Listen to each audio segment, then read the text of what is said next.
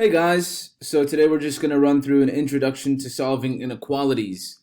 But first we need to understand what the difference between an inequality and an equation is. I'm sure you're aware of what an equation is, but just to make things a bit simpler on a very easy surface level, an equation is just the equality between the left and right sides uh, of an equation. So it's typically you have an equal sign. So the left side is equal to the right side, right? But with an inequality, the left side could be greater than or equal to, could be greater than, could be less than or equal to, or less than the right side, or vice versa. So that means that when you're solving for a variable or two variables in an inequality, there will be an infinite number of answers, of solutions that are greater than or equal to, or less than or equal to, or less than or greater than the other side. There are some, there's one key principle with equalities, which we'll go through after we solve this inequality, this very simple inequality, which is sometimes you have to change the direction of the symbol, whereas with an equation you never have to do that. So the sign from which is less than could become greater than, and vice versa. Why or how? We'll go through an example, but it's basically if you multiply or divide both sides by a negative number, or you swap the sides completely, then you have to just change the side. The most difficult thing to understand is why do you have to swap or change the direction if you're multiplying or dividing by a negative number. But we'll go through that. But first, let's just figure out how solving inequalities works. Yeah? So let me just grab my trusty little pen, change that to a color green maybe. And now let's do this. If you've solved equations, so if this was 3x plus 6 is equal to 12, you can solve for x, right? We're going to basically solve it the same way, okay? So to isolate the x first, because we're solving for x, we need to isolate the x. Let's subtract 6 from both sides. Minus 6 minus 6.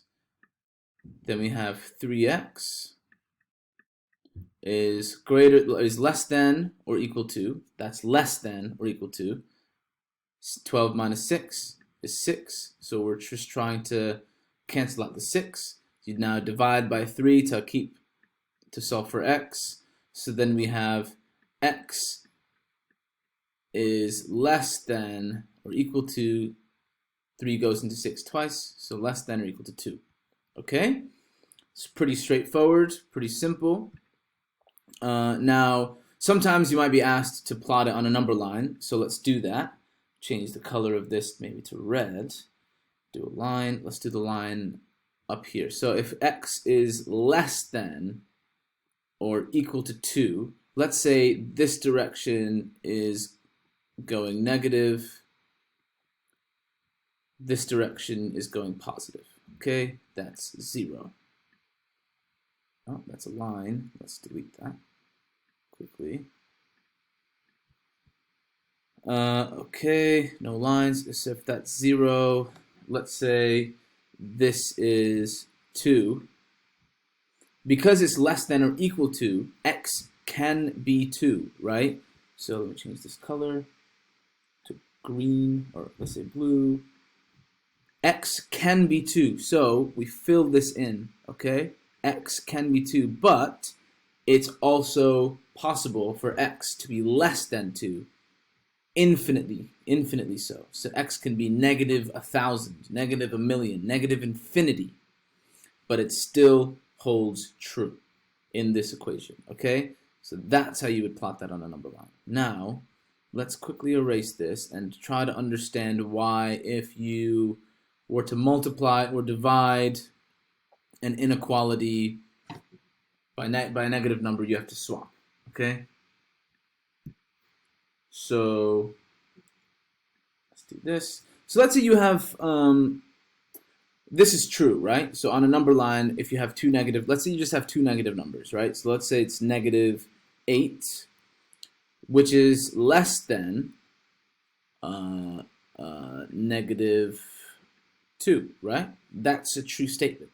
Negative 8 is less than negative 2. Now, if you were to multiply both sides by negative 2, so multiply by negative 2, multiply by negative 2, then you have negative 8 times negative 2, which is a positive number, which is 16, is less than negative 2 times negative 2, which is positive 4, and that's just not true, is it? That's not true. The only way to make this statement true is if you swap this in the middle. So 16 is greater than 4. And that's why you have to swap the symbol in the middle, the inequality symbol, when you multiply or divide by a negative number. Now, this is just an introduction to solving inequalities. We can, of course, go into more detail with it in future lessons, but hope this makes sense. And if you have any questions, let me know.